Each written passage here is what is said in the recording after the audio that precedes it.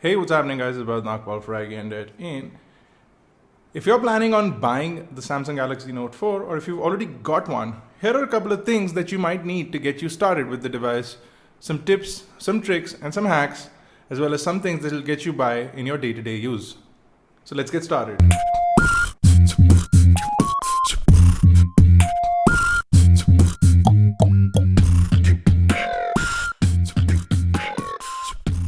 To quickly tell you about the Note 4, it has a 5.7-inch Quad HD display, a 2.7 GHz quad-core Snapdragon 805 chipset, 3 GB of RAM, 32 GB of storage, a 16 megapixel main camera, and a 3.7 megapixel front camera, and a mammoth 3220 mAh battery.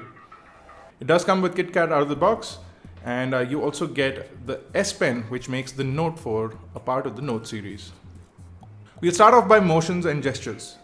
So if you're looking at somebody's information on screen, if you're looking at somebody's message on screen or a missed call or any form of notification, if you quickly pick up the phone and put it to your ear, the phone will make a call to this person. This makes it really easy that you don't have to copy, paste, or go through multiple menu options. Just put the phone to your face and it'll make a phone call.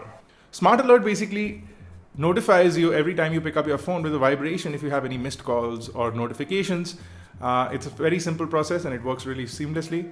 If you turn this on, it'll give you notifications only when you pick up the phone and not otherwise. The mute and pause option allows you to turn off or mute things by placing your palm on the front camera.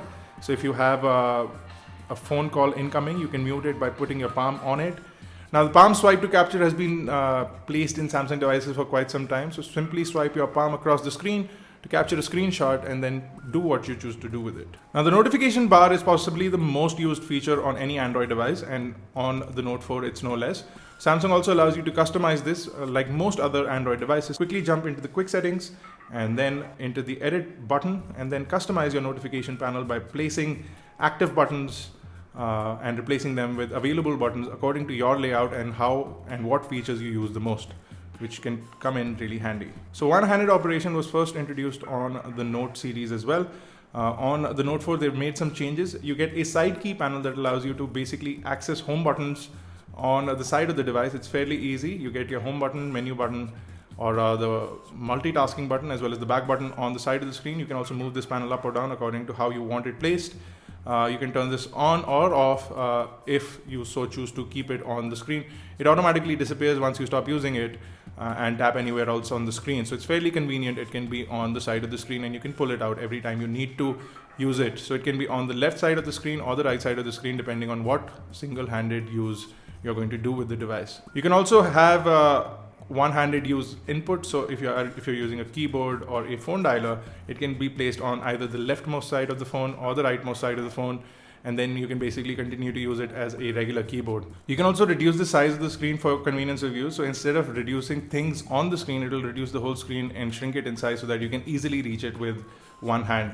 So that is a one-handed use.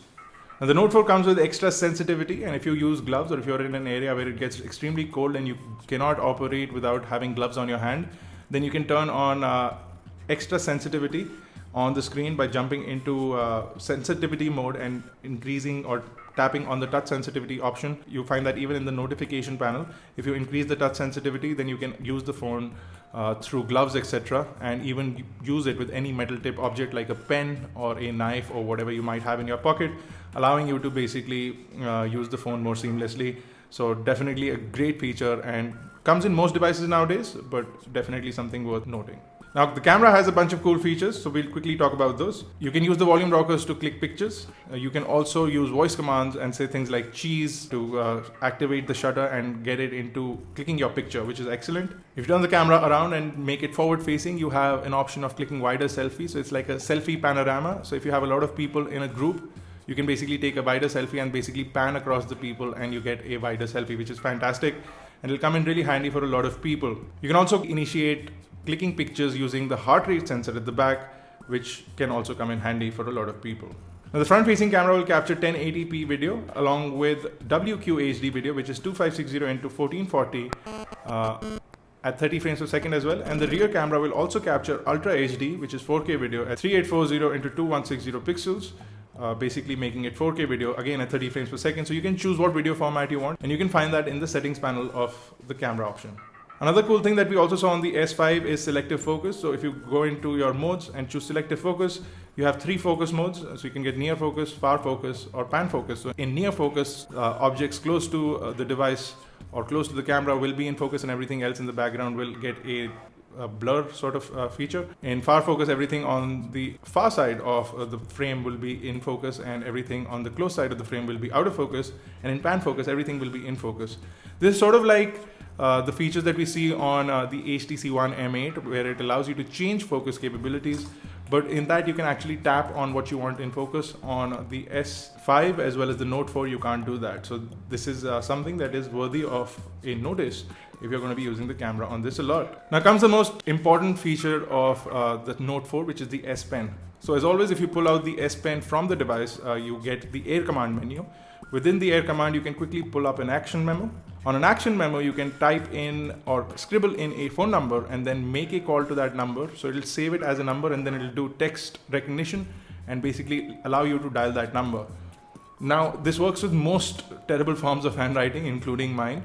But if it's like really horrible and not readable, you can later on edit it to make it more easily readable. So it can save email addresses, phone numbers, as well as addresses, and you can even save it as a contact by using the Air Command and Action Memo feature. You can also pull out the Air Command by pressing the button on the S Pen. So in case your pen is already out and you want to pull out the Air Command menu, you can do that by pressing the button, by bringing the pen closer to the screen first and then pressing that button. The Smart Select feature allows you to select things from the screen and basically save them separately, as well as the image clip allows you to basically crop out a part of the screen in whatever format. So if you have an icon or a logo, or if you have something circular or in a weird shape, you can save that as a borderless, backgroundless image in your image files, which is excellent.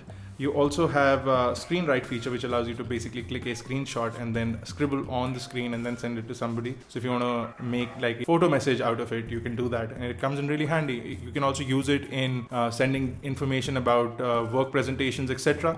and basically sending edits. If you are in a creative field, you want some changes in your illustrations, etc.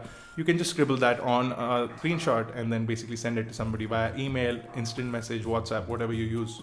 So the tooltip feature has been there since the Note 3. So if you hover your pen over anything that does have extra information, it'll give you that extra information. It does not work across all applications, mostly through Samsung's interface as well as on Samsung applications.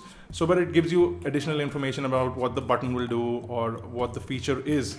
You can also hover your S Pen over a message to quickly read the message. You can also hover it over an email to quickly get a glimpse of the email as well. If you hover your pen over a photograph, it will give you options to share, edit, and basically copy the image. If you press the button while dragging the pen across the screen, you can select multiple objects. Now this can come in handy while selecting certain things to send. So if you want to send a bunch of images to someone, you can just press the S Pen button and then drag it across the screen to select multiple objects. Now if you're using the browser, you can take the pen while hovering it to the edge of the screen to basically scroll up or down. I mean, it is easier using your finger, but you can do it with the S Pen if you're wearing gloves or if your quick extra sensitivity option is not turned on. Now the S Pen is extra pressure sensitive on the Note 4, so you get 2000 levels of pressure sensitivity, so it is more accurate and it works better. That is definitely something that you want to know. So this was our quick list of things that you can do on the Note 4. If you have any questions or queries, do drop them in the comment section below. And if you have any more tips and tricks for us, please mention those in the comment section below as well. This has been Bharat Nagpal. Make sure you visit us on Facebook, Twitter, Google+. Visit iGyaan for more daily dose of tech. And subscribe to us on YouTube, youtube.com/iGyaan, youtube.com/iGyaanTV. I'll see you guys in the next one.